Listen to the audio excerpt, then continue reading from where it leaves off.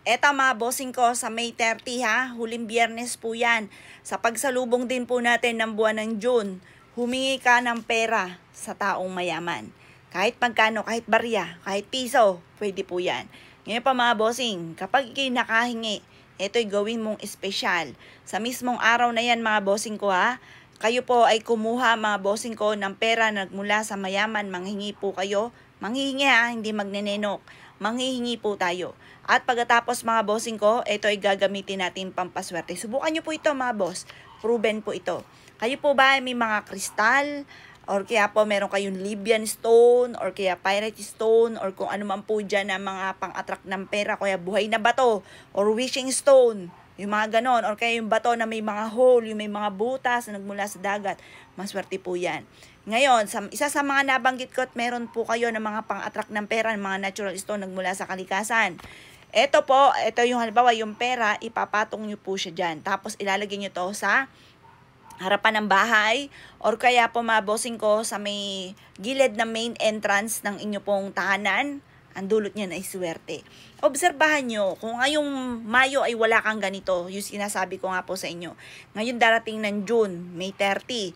Kaya ito, markahan nyo na. I-save nyo na yung ang aking pong video para hindi nyo makalimutan. Ito po yung napaka-epektibo. Kaya sa May 30, huling biyernes, sa pagsalubong ng June, gawin nyo po ito at sino man yung tao na hiningan ninyo, na hinahangaan po ninyo. Yan po, soon, huwag kang maiinip, simulan mo ng June. Magiging ganyan ka din. Makakamit nyo kung ano man ang inyong mga pinapangarap. Kayo mismo, magugulat sa dami ng mga blessing na darating po sa inyo. Subukan nyo po ito ha mga boss ha. Ito yung ating 1,000. Or kaya kahit magkano, kahit barya, kahit singkunduleng, pwede na po yan. Pagkatapos po yan mga bossing ko ay ilalagay nyo po sa harapan ng inyo pong tahanan. Kung hindi sa harapan ng bahay, sa may gilid ng inyo pong main door or sa center table. Mas maganda sa center table, meron kayong meron kayong pera sa center. Kasi nasa center mga bossing ko yung wealth, maganda doon. Or kaya meron kang kristal, tapos yung pera na nagmula sa mayaman, doon nyo siya isasabit sa kristal or doon nyo ipapatong ang kristal na naliliwanagan ng sinag ng araw sa umaga. Proven po yan.